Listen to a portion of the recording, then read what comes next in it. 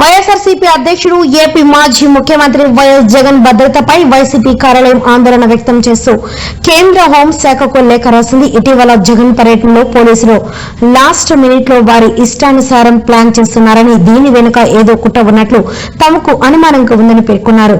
దీనిని దృష్టిలో ఉంచుకుని జగన్ కు Z+ కేటగిరీ భద్రత ఇవ్వాలని వైసీపీ రాష్ట్ర ప్రధాన కార్యదర్శి ఎమ్మెల్సీ తలశీల రఘురాం కోరారు. ఫిబ్రవరి 6వ తేదీన తాడేపల్లి నుంచి ఇబ్రాహీంపట్నంకు వైఎస్ జగన్ వెళ్తున్న క్రమంలో తీవ్ర స్థాయిలో భద్రతా లోపాలు కనిపించాయని పేర్కొన్నారు. జగన్ సెక్యూరిటీకి పార్టీ ప్రతినిధులకు ఎలాంటి ముందస్తు సమాచారం ఇవ్వకుండా సడన్ గా రూట్ మ్యాప్ మార్చడంపై ఆయన అనుమానం వ్యక్తం చేశారు.